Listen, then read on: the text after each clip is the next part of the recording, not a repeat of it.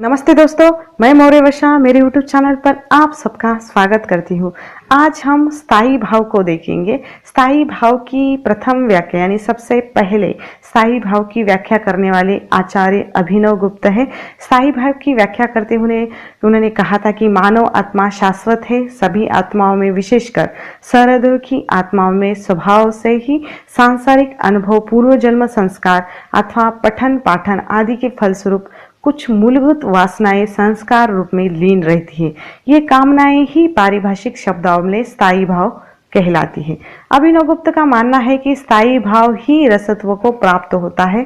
विभाव, अनुभाव और संचारी के कुशल प्रदर्शन से ही गुप्त वासनाएं स्थायी भाव उद्भूत होकर रस रूप में परिणत हो जाते हैं अथवा उस अवस्था को पहुंच जाते हैं जहां एक आनंददायी चेतना के रूप में उसका अनुभव होता है। यहाँ आकर भाव की वैयक्तिकता नष्ट हो जाती है।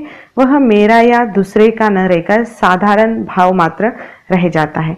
इस प्रकार सर्वग्राह्य बनकर एक साथ इतना तीव्र हो जाता है कि उसका भावकत्व भी नष्ट हो जाता है। केवल एक आनंददायी चेतना रह जाती है। अब उन्होंने कहा है कि चावल भात बन जाता है, उसी प्रकार स्थायी भाव भी रस बन जाता है। स्थायी भाव जो भाव हमारे हृदय में नित्य विद्यमान रहता है और जिन्हें अन्य कोई विरोधी अथवा अविरोधी भाव दबा नहीं सकता, जो अन्य भाव को भी अपने में विलीन कर लेता है, उसे स्थायी भाव कहा जाता है।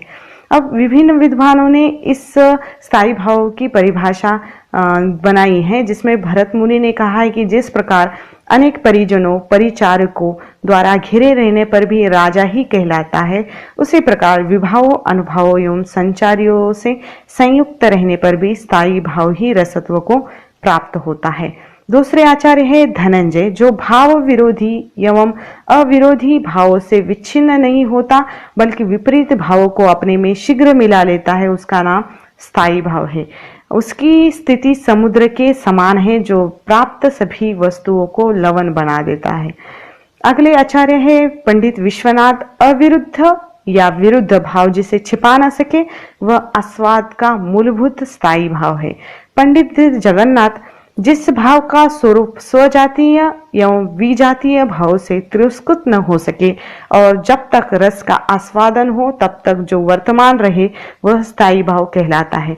अब स्थायी भाव की जो संख्या है, संस्कृत के आचार्यों ने स्थायी भाव की संख्या 9 स्वीकृत की है। एक रति, दूसरा हास, तीसरा शोक, चौथा क्रोध, उत्साह, भय, जुगुप्सा, विस्मय, शम या निर्वेद। इन्हें इस प्रकार देखा जा सकता है कि जैसे रति यानी प्रेम, अनुकूल वस्तु में मन का अनुराग, हास, वेश, वाणी, चेष्टा आदि की विकृति से उत्पन्न उल्लास, शोक, प्रिय वस्तु के विनाश से चित्त की विकलता, क्रोध, प्रतिकूल के प्रति चित्त की उग्रता, उत्साह, कार्य आरंभ के लिए दृढ़ उद्यम और भय, उग्र वस्तु से जनित चित्त की व्याकुलता, जुगुप्सा, दोषयुक्त वस्तु से घृणा, विस्मय, अलौकिक या असाधारण वस्तु से जनित आश्चर्य और निर्वेद, जो तत्वज्ञान से सांसारिक विषयों के प्रति विराग होता है।